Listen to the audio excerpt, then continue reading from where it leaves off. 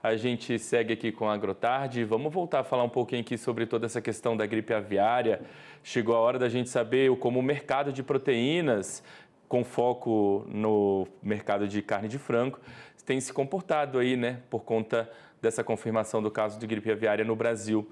Então eu converso agora ao vivo com o analista da Safras e Mercado, Fernando Iglesias.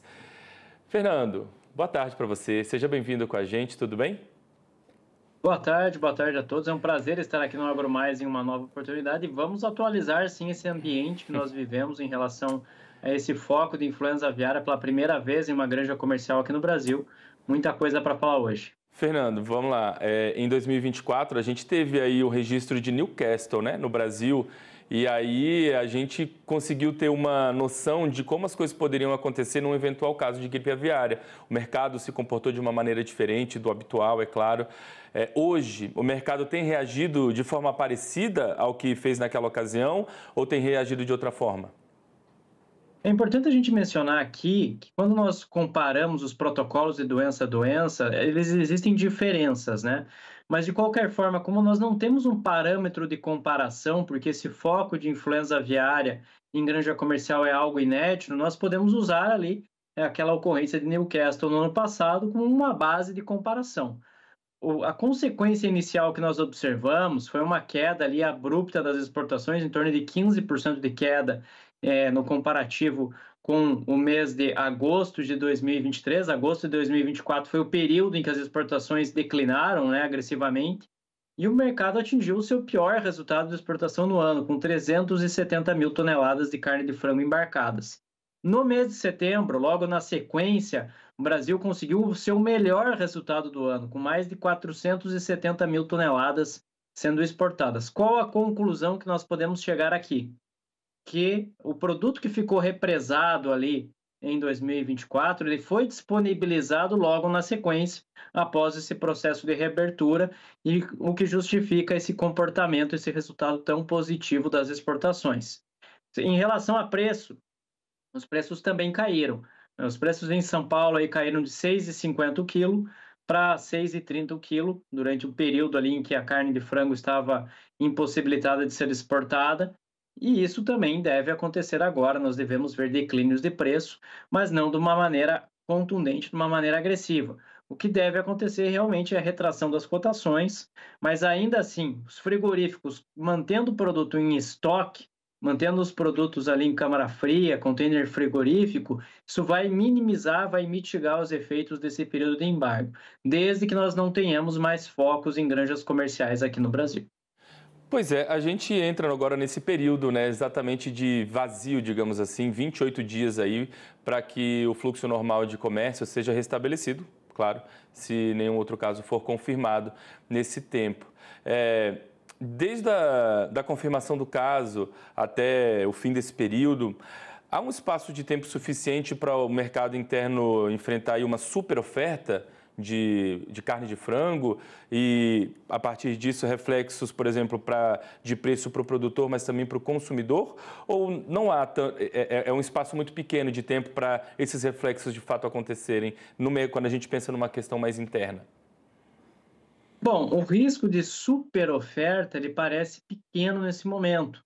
Como a gente fique restrito aí a 28 dias impossibilitado de exportar carne para os nossos principais mercados, nós não teremos tantas consequências assim. O que nós precisamos ficar atentos agora é justamente com essa capacidade dos frigoríficos em manter produto nas câmaras frias, produtos estocados.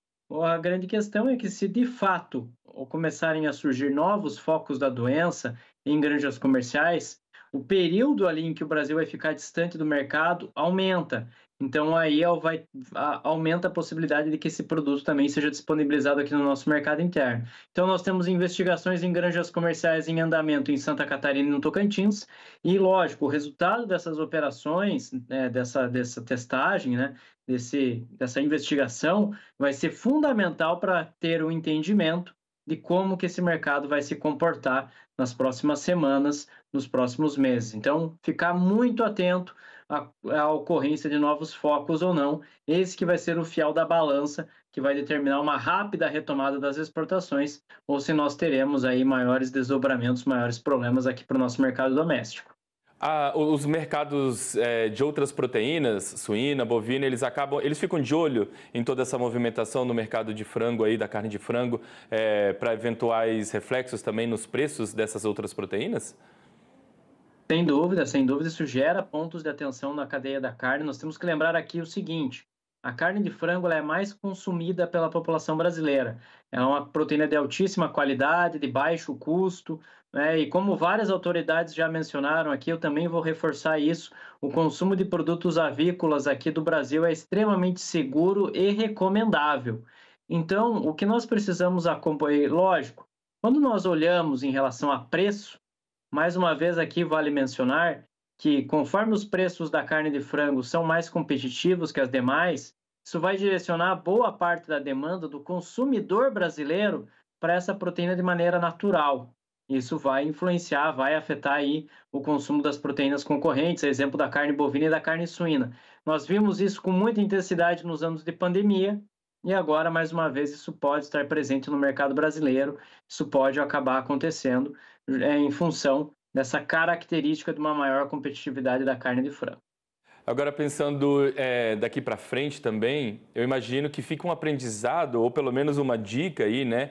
Uma atenção para que novos contratos futuros aí de comércio exterior, para exportações, garantam a regionalização da suspensão, né? De futuras suspensões em futuros casos de gripe aviária ou de outras doenças. Por exemplo, o Paraná é o maior produtor de carne de frango aqui do Brasil, mas ele não pode ficar refém de uma situação que o Estado não está passando. Então, para contratos futuros, para as novas negociações, é importante ficar atento, de repente, a buscar regionalizar as possíveis e futuras suspensões, né? Esse é um alerta que nós fazemos aqui quase que diariamente, que nós precisamos regionalizar os embargos não só de carne de frango, como das demais proteínas. Um país que é o principal exportador de carne do mundo não pode ficar refém desse tipo de situação. Por exemplo, os Estados Unidos produz carne de frango e exporta carne de frango em larga escala, mesmo com focos muito mais severos, muito mais graves de influenza aviária. A influenza aviária não é algo inédito nos Estados Unidos, não é algo inédito na União Europeia, e mesmo assim eles mantêm um ritmo normal, tanto de produção quanto de exportação. O Brasil precisa dessa regionalização. E o que joga a favor do Brasil para nós conseguirmos essa regionalização, nosso grande trunfo é que o Brasil de fato, é disparado a melhor alternativa global para fornecimento de proteínas de origem animal. Para carne de frango isso não é diferente.